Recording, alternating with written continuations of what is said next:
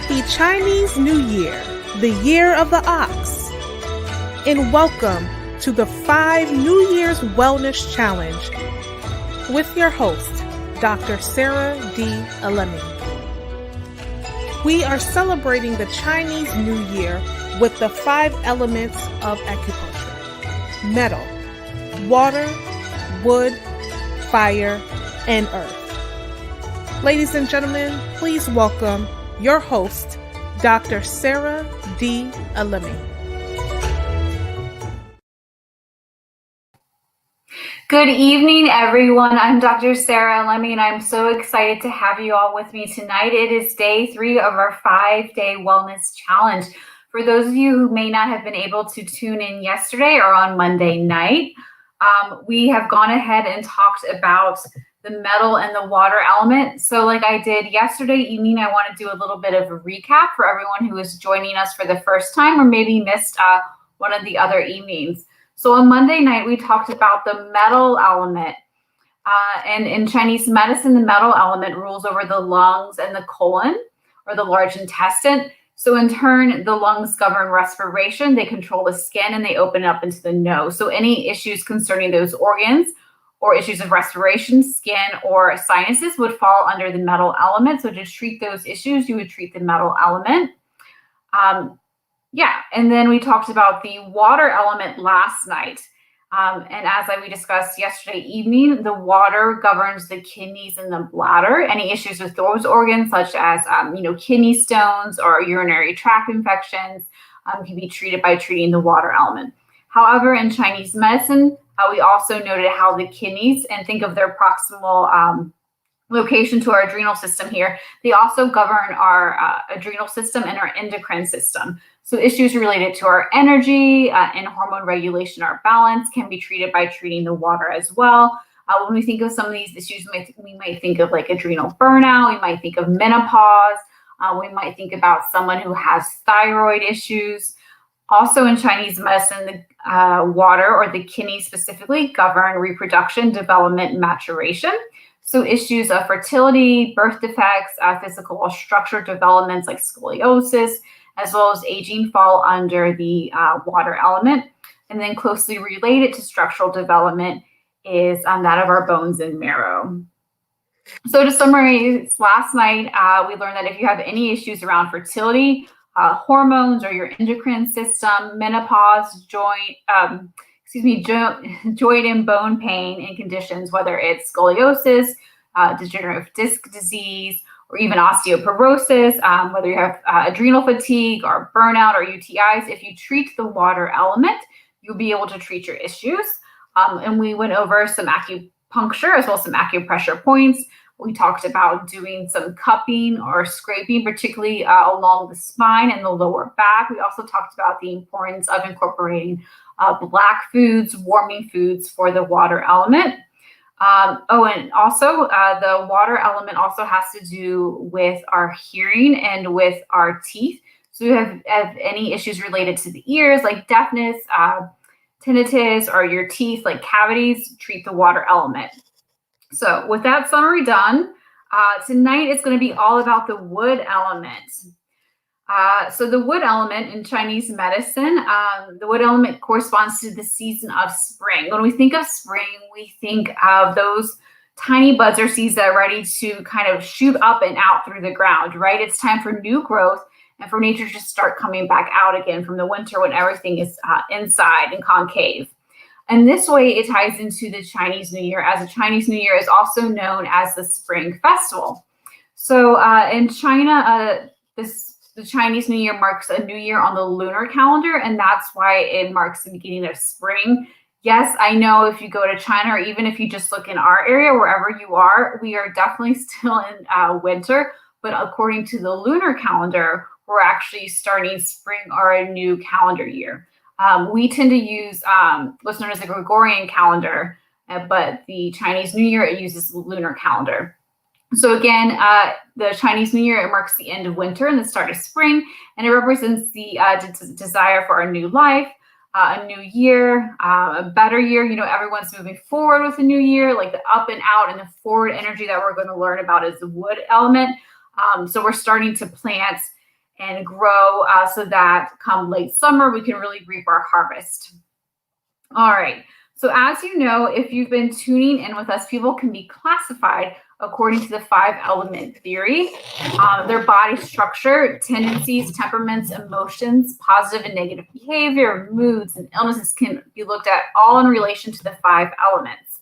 We are all part of nature, the seasons, the heaven, and the earth, and therefore we're not only a manifestation of one element, but out of a multitude of them. However, a lot of us tend to gravitate naturally towards one of them. And this is kind of what we call our constitutional factor. And usually there are 1 or 2 elements that we tend to kind of call our home or constitutional factor. Now, in terms of the wood element, so the wood type people, they tend to have a greenish complexion, especially if they're emotional. Sometimes we'll see a little green around the eyes.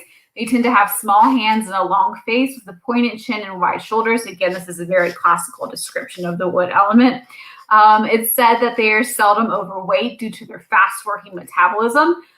They tend to have a shout in their voice. Even if there's someone who speaks quietly, if you listen to them and they have a shout, that means the end of their words or their sentences kind of go up like a shout. These people are very organized. They're logical. They plan things well. They get frustrated if it goes wrong. They are thinkers. Their mind is always on the go. They like to make lists. They've always got to be doing something. They seek challenges and push it to the limit. So again, they love action and movement and adventure. They want to be the first and they want to be the best at it. Of course, the emotion of the wood is frustration or anger. And so when anger predominates, a person becomes easily upset by frustration and obstacles, and they're unable to appropriately restrain their feelings.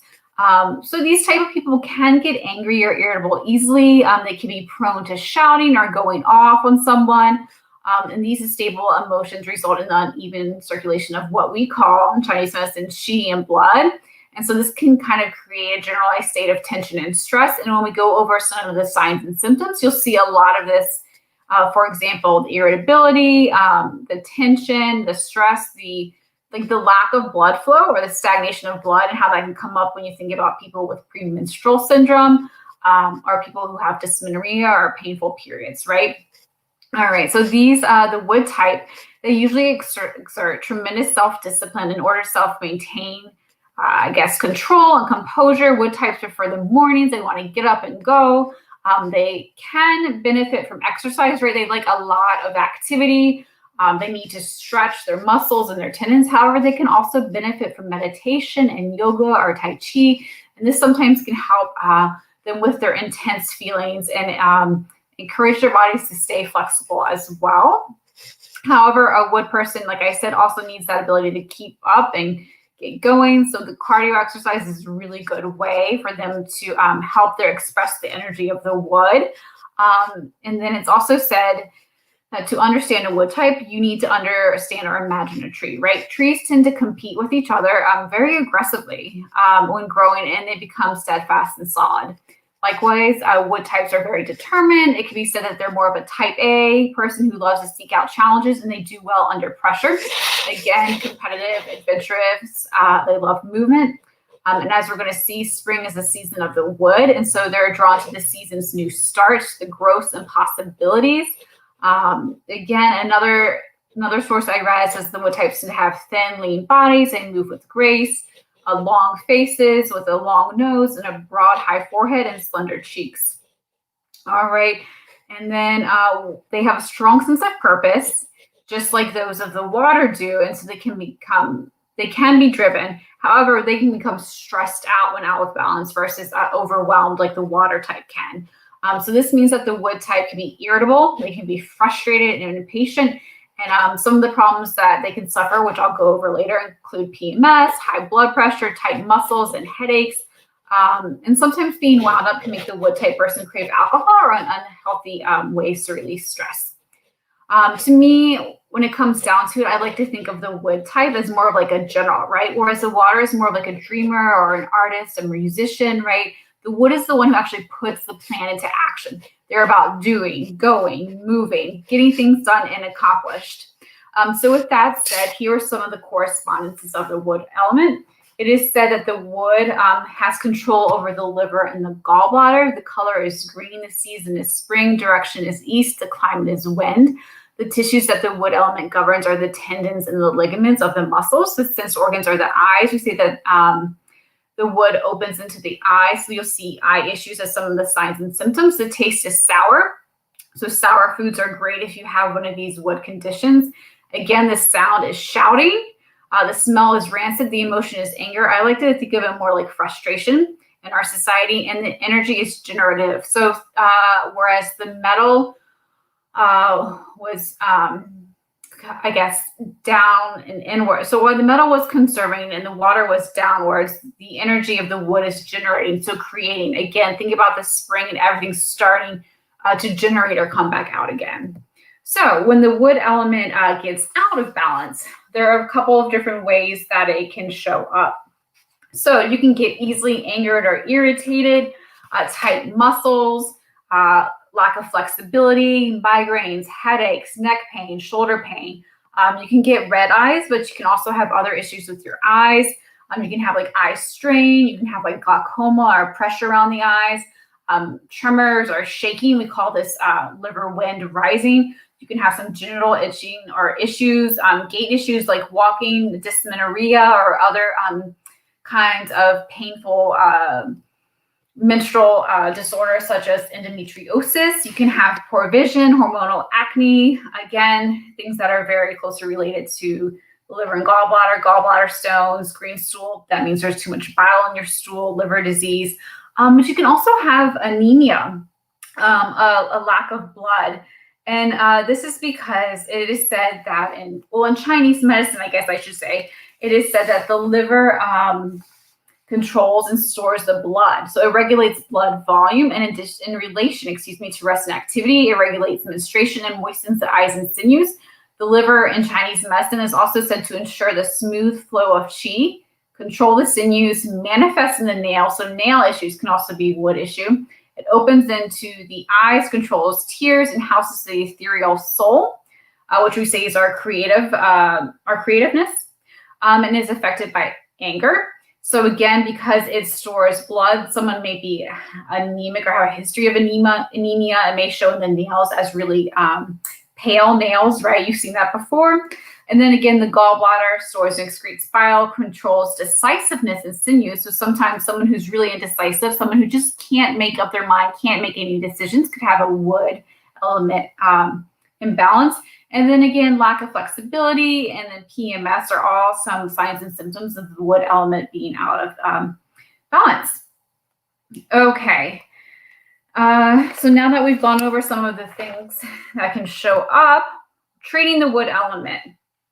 So just like we did with the metal and the water, I'm first going to start with acupuncture and acupressure. So if you come to see a licensed acupuncturist, let's say you've got some upper back pain, you tend to get a lot of irritability around your menstrual cycle, or maybe you're someone who's just prone to anger when you get stressed, and you also get headaches when that happens.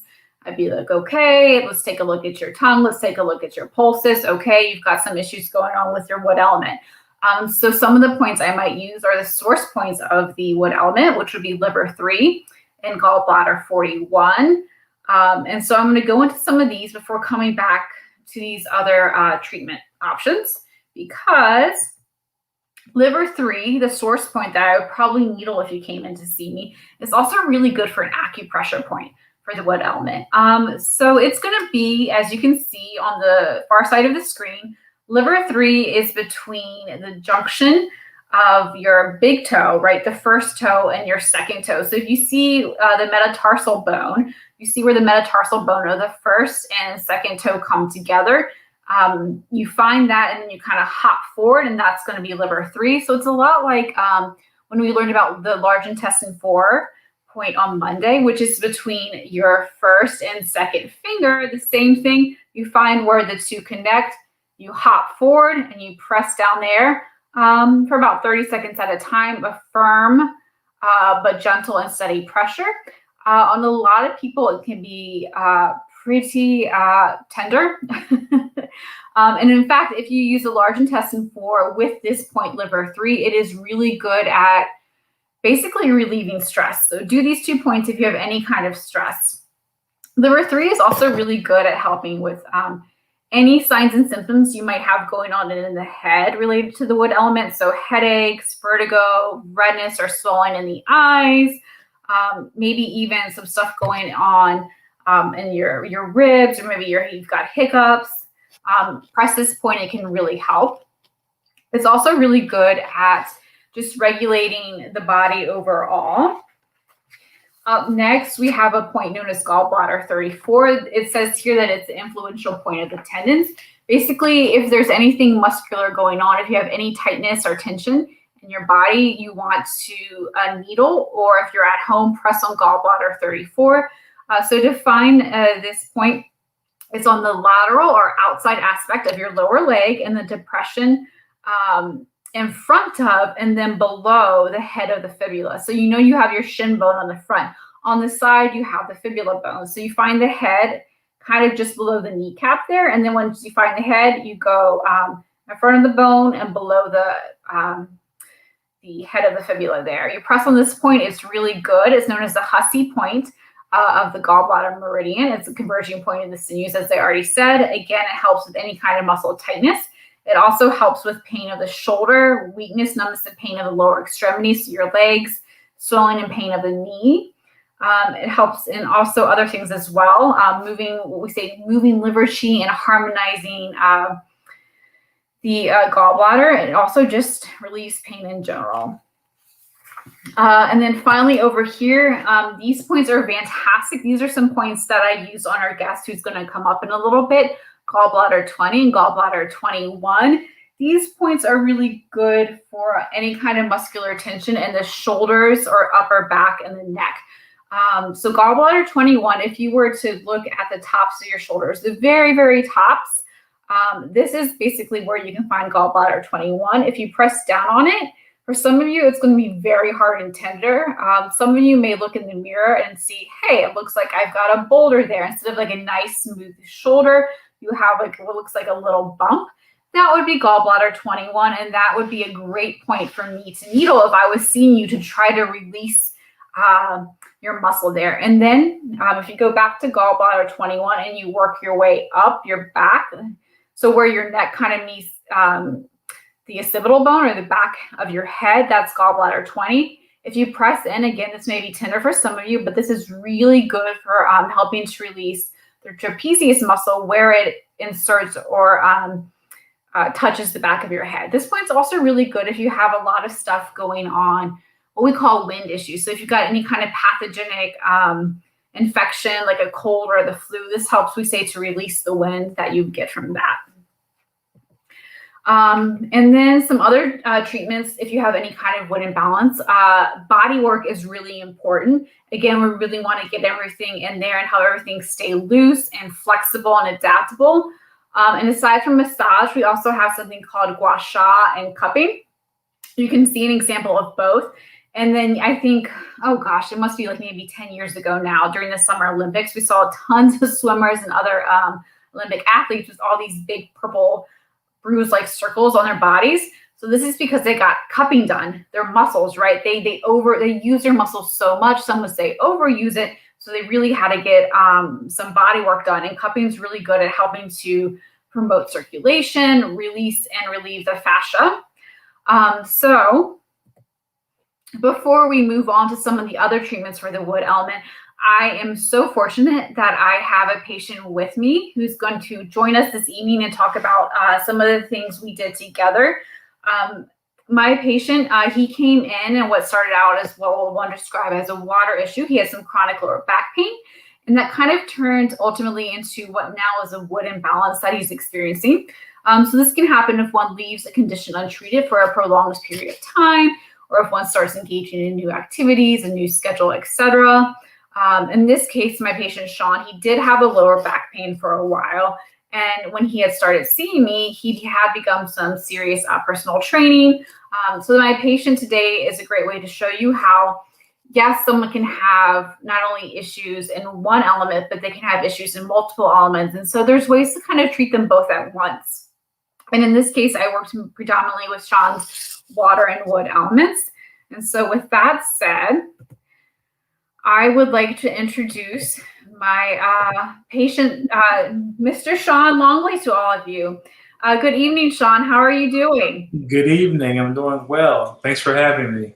Well, yeah, thank you so much for being here. I really appreciate it. So I guess if you don't mind, what kind of first motivated you to come in for acupuncture treatment? Well, like you said earlier, I suffered a lower back injury. I had a sciatic nerve, pinched sciatic nerve, and the pain was horrible. And it took a while for that to subside down. But ever since then, I had a lot of tightness in my lower back.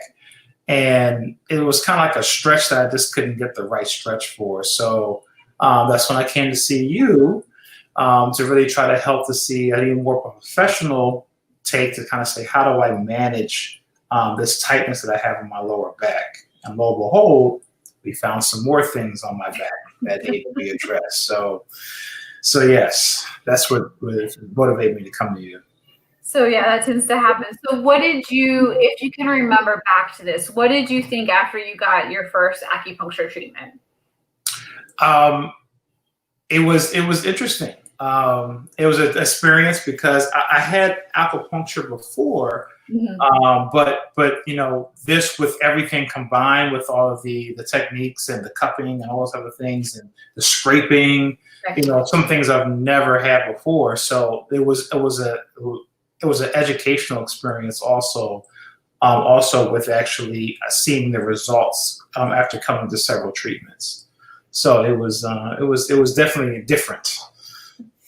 Good. So with that said, so you, like you said, or kind of alluded to, so when you originally came in, you had like that lower back pain and you were starting to experience some tightness in your shoulders, right? So we I think our first treatment, we started out with the acupuncture, but then again, like you said, we then started doing, guys, what's known as electroacupuncture. So we stuck the needles in and then we kind of hooked him up to an ESA machine. And we did this with his lower back as well as with his upper back, his shoulders, going into the neck. It's been proven that electroacupuncture tends to be more effective for issues of pain. But then we also added, right, we had a little bit of the tween-out massage. And then during that body work, we also had the cupping and the scraping. So what are your thoughts on, I guess for you, we did a lot of the moving cupping as well as the scraping. How did it feel? How did it feel like kind of during? What were your thoughts like kind of immediately after we finished the treatments? Well, I realized that I did not give my back and my body enough attention. Going through that, realizing how tight my muscles were, how not neglected I was giving my back and my muscles for a lot of the work I do. I do have a transportation business, so I do a lot of driving, which then puts me in a position where I'm not as mobile sometimes. So not thinking of that, I do a lot of traveling, which means I'm on a plane a lot sometimes. And I also do a lot of cooking, which has me kind of stationary and slumped over in some ways on the counter doing different things. So along with, also having a personal trainer with working out. So I'm getting a lot of work and things are going on with especially my back and my body. So it was amazing that when I was there, how using some of the needle techniques, how the muscles would react and shift and move. And now I could really feel what people say about knots. It's like, oh, you have a bunch of knots. Only time we get like a massage, like I'm on vacation, go to a massage, and oh, that was nice on the beach. But they say, oh, you got tension, you got knots, and I never really, okay, yeah. But you were able to really explain to me what's going on. I could really feel it, like, oh, that's really a knot. It really feels like a knot. And it was something where I was just realizing, like, wow, I'm really not giving my back enough attention. And then the results were just incredible because now I had more flexibility, more movement, less pain. And then the cupping, that was interesting. I said, okay, what's the suction stuff for? But once again, it started actually helping with a lot of different things. So, and then the scraping, as I said, it was very, very different, but the techniques, as you can see from your presentation, if you have Olympic performing mentalist, Michael Phelps actually getting these suctions, then obviously, this is something professional and it was good for the body.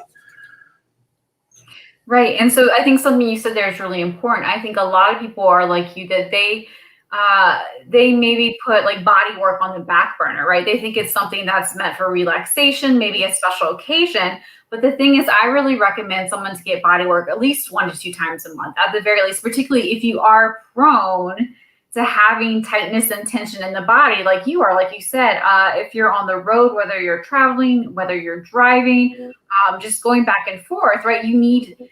You're going to have, from being in a position for prolonged periods of time, you're going to start to develop tightness, right? That's just what happens from certain postures. And as we were talking earlier, guys, he's noticed that he's in certain postures for a prolonged period of time, that he needs to kind of stretch, move for things to start to feel better again. And that's exactly why we want to incorporate body work if you have any of these signs and symptoms we were going over earlier, because again, the wood element is all about that flexibility, that looseness, the ability to be both hard and soft at the same time. And everyone has a different, there's a different threshold of where they feel good and where they start to kind of get a little bit of aches and pains.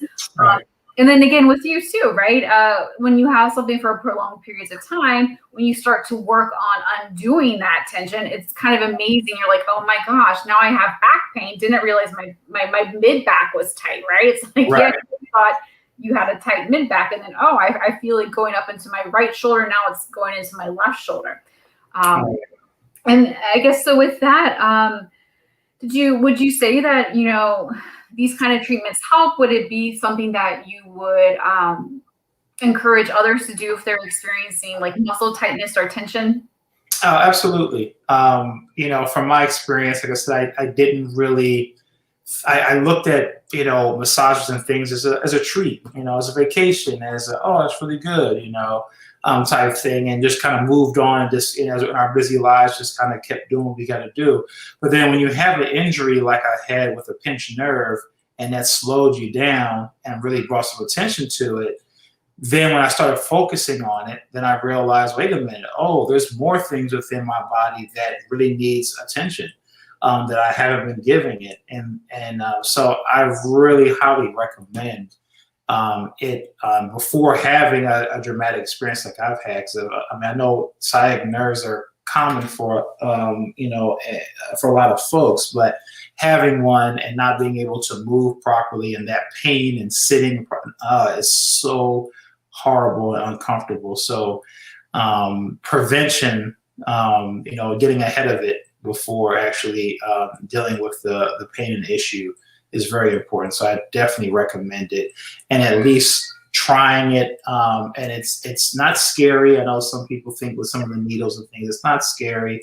But you'll be surprised, because you'll learn a lot and realize, wait a minute, there's some things I need to address. And, you'll feel something and you're like, wait a minute, I had this thing here for all these months or years, and I just thought it was just, something that just never would go away until, you actually go to a professional and you find out like, oh, wow, I don't have that anymore. So over some treatment. So I highly recommend it. All right. Well, thank you, Sean. And I mean, that's another really valid point you made too just now, that prevention is key, right? Like when you came to me, you kind of already had the aches and pains to a point where it was really kind of aggravating you. And so obviously when something has been chronic, or when something's more acute, it's going to take time to kind of get rid of it. Versus when you start to just feel that tension creeping in, and it's kind of like, okay, then we really can do kind of a one and done. So thank you so much, Sean, for coming on. I really appreciated you taking your time this evening to kind of go over, I guess, your experience with me and with the different modalities and therapies of Chinese medicine. Much appreciated. It was my pleasure. Thank you. All right. Thank you so much. And so speaking of that, guys, I do want to give you a little bit of more of, what's the word? An example of what these treatments are that we're talking about, because we've been talking about them for the past 3 nights, but I haven't really explained to you what they are. So with the cupping, it's I think it's explanatory. It is a cup. It uses suction over a particular area of the skin, And we can have it stationary, so it's just sitting, or we can have it moving or gliding, and it's really used when someone has pain or tightness or tension to help increase blood flow, to loosen the muscles or the fascia.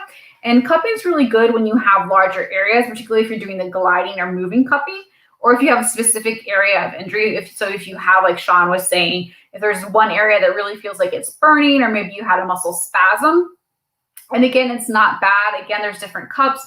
The cups I use are not the traditional ones where you use fire, just because I like to have more control. But mine usually have some kind of device where you can kind of create a suction. And I know this might look weird for you guys, so I apologize.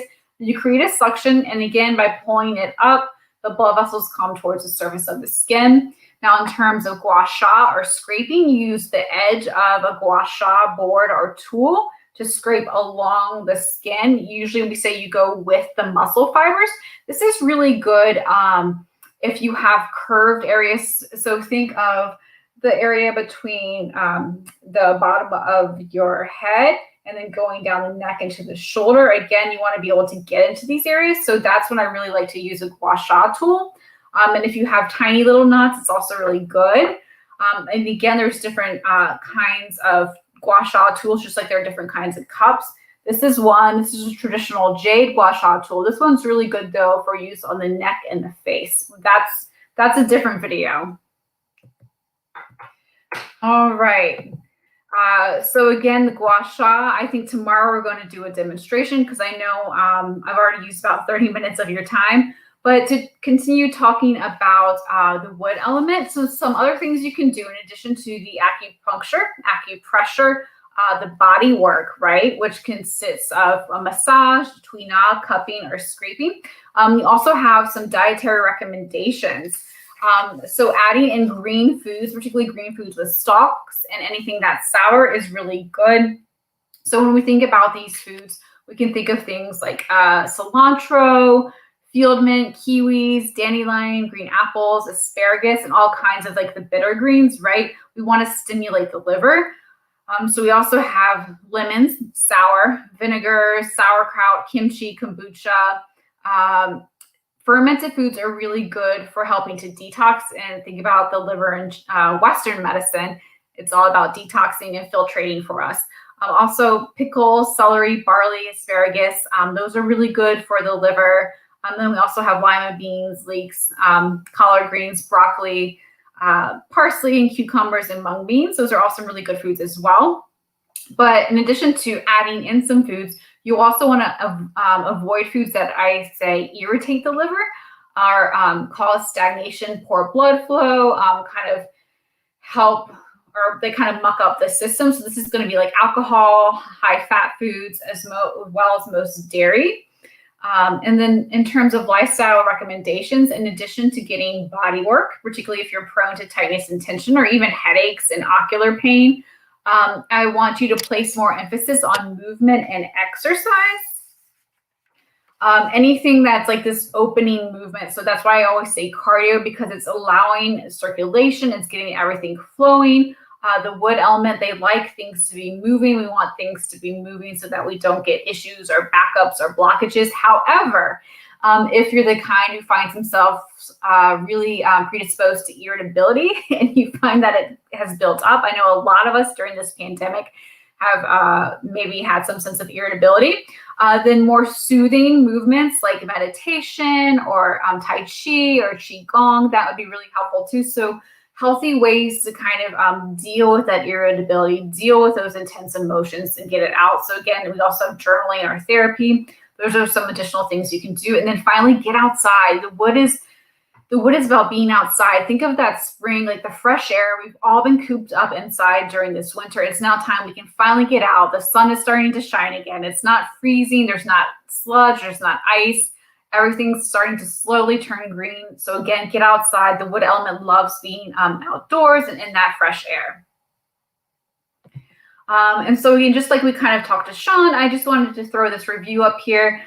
Again, just to say there's so many fantastic ways that we're able to work with the body in terms of like Chinese medicine and the tools that we have.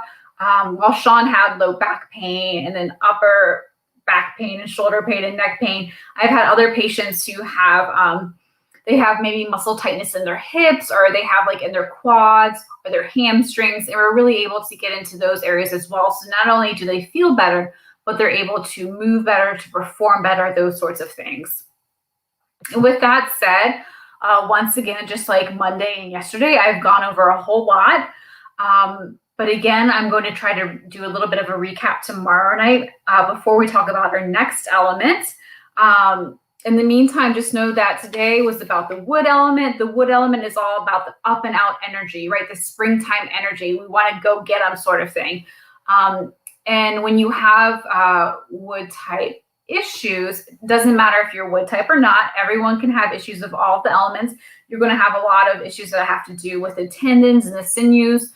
So you can have aches and pains all over the body, from the feet all the way up to the head. In fact, headaches, migraines, dizziness, eye pain, those sorts of things are issues as well.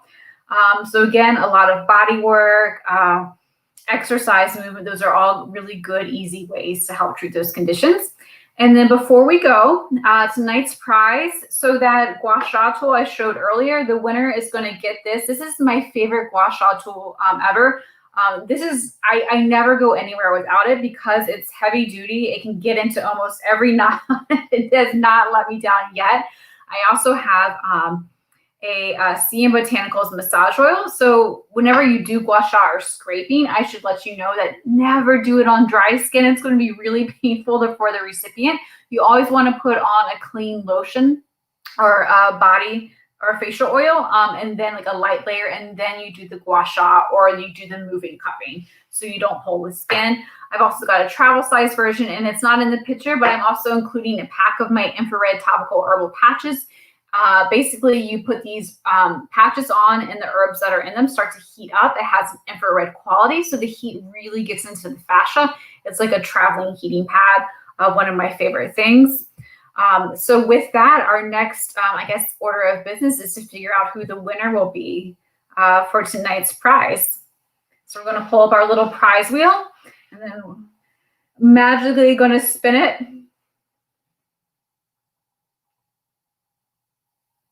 All right. All right, looks like Colleen Sutherland won again. Lucky you, Colleen. Like I said yesterday, I will be getting in touch with you shortly and sending these items your way. So with that, guys, I thank you so much for tuning in again to learn about the Spring Festival, the qualities of the wood element, and how the wood element can show up out of balance. Please make sure to tune in tomorrow night at 7 p.m. where we'll be going over our fourth element, the fire element. I may have a little bit of a preference for it, but that's okay. Again, guys, thank you so much. I appreciate your time. And as always, if you have any questions, feel free to reach out to me, whether it's a comment under this video, or you can also go to my Facebook page or my website as well, easternrootswellness.com. Good night.